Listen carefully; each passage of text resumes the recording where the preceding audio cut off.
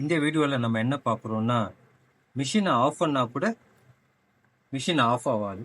அதை எப்படி சரி பண்ணுறது அப்படின்றத இந்த வீடியோ.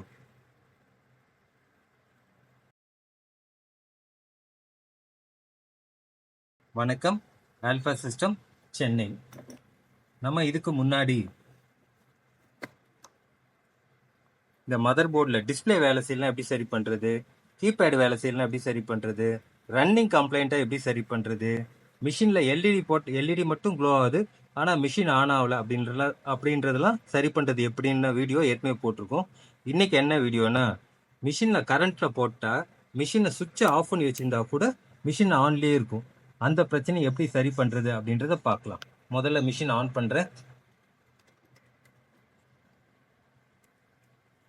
பாருங்க, நான் ஆன் பண்ணவே இல்லை, மிஷின் ஆன் ஆயிடுச்சு. இதில் ஆன் ஆஃப் பண்ணால் கூட மிஷின் ஆஃப் ஆக மாட்டேங்குது. இதை எப்படி சரி பண்ணுறது அப்படின்றத இன்னைக்கான வீடியோ. பெரும்பாலும் இந்த சுவிட்சு உள்ள ஷார்ட் ஆயிருந்ததுன்னா அது மாதிரி ஆகலாம். அப்போ வந்து மிஷின் ஆஃப் பண்ணால் கூட ஆன் ஆகலாம். ஆனால் இந்த போர்டில் அந்த மாதிரி பிரச்சனை கிடையாது. இதில் வந்து எல்இடி இன்டர்னலாக ஷார்ட் ஆனாலும் அப்படி ஆகலாம். அதுக்கு நீங்கள் எல்இடியை ரிமூவ் பண்ணாவே மிஷின் ஆஃப் ஆகிடும். அப்போ இங்கே மிஷின் ஆன் பண்ணால் தான் மிஷின் ஆன் ஆகும். இந்த எல்இடியில் இன்டர்னல் ஷார்ட் இருந்ததுன்னா அப்படி ஆகும். அதான் பேட்டரிக்கு போகிற கனெக்ஷனில் ஷார்ட் இருக்கும். அப்போ அதனால ரெட் லைட் எரியும், க்ரீன் லைட் மட்டும் எரியாது. இந்த எல்இடியை பிடுங்கிட்டு ஆஃப் ஆகிடும்.